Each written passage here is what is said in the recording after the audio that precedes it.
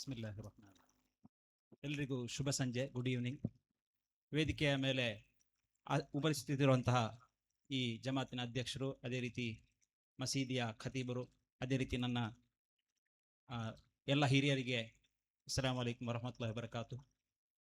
ಈ ಬಟ್ಲಡ್ಕ ಜುಮಾ ಮಸೀದಿ ಇದರಲ್ಲಿ ವರ್ಷಂಪ್ರತಿ ನಡೆಯುತ್ತಿರುವಂತಹ ಉರೂಸ್ ಕಾರ್ಯಕ್ರಮ, ಅದೇ ರೀತಿ ಇವತ್ತಿನ ಸೌಹಾರ್ದ ಕೂಟಕ್ಕೆ ನಮ್ಮ ಜೊತೆಗಿರುವಂತಹ ಚಂದ್ರಹಾಸ ಕುಂಬಾರ ಇವರನ್ನು ನೋಡುವಾಗ ನನಗೆ ತುಂಬ ಖುಷಿ ಆಗ್ತಾ ಇದೆ. ಯಾಕಂದರೆ ನಾವು ಒಂದೇ ಸ್ಕೂಲ್ನಲ್ಲಿ ಕಲಿತವರು, ಅದೇ ರೀತಿ ಅವರ ಕವಿತೆಯನ್ನೆಲ್ಲ ನಾನು ಓದ್ತಾ ಇರ್ತೇನೆ.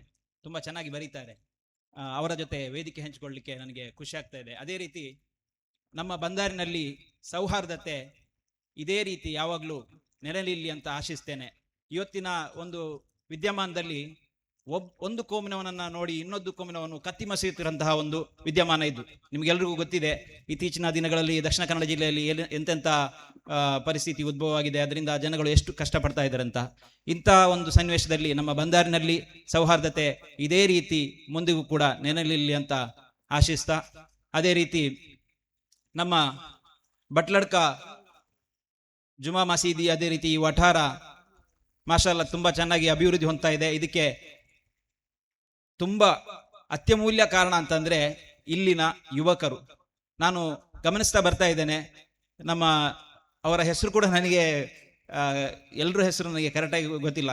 ಮಾಷಾಅಲ್ಲಾ ಎಲ್ಲ ಯುವಕರು ತುಂಬ ಚೆನ್ನಾಗಿ ಇಲ್ಲಿ ಕಾರ್ಯಪ್ರವೃತ್ತಿಯನ್ನ ನಡೆಸ್ತಾ ಬರ್ತಾ ಇದ್ದಾರೆ.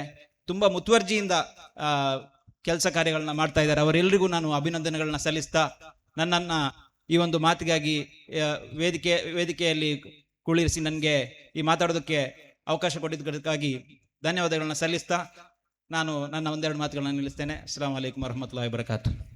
ಪ್ರತಿಭೆಗೆ ಬಡಬಲ್ಲಿದ ಇಲ್ಲವೆಂದು ತನ್ನ ಜೀವನದಲ್ಲೇ ತೋರ್ಪಡಿಸುತ್ತಾ ಶಿಕ್ಷಣ ಹಾದಿಯಲ್ಲಿ ಮುಂದುವರೆದು ಡಾಕ್ಟರ್ ಆಗಿ ಸೇವೆ ರಂಗದಲ್ಲಿರುವ ಡಾಕ್ಟರ್ ನಿಜಾಮುದ್ದೀನ್ ಸರ್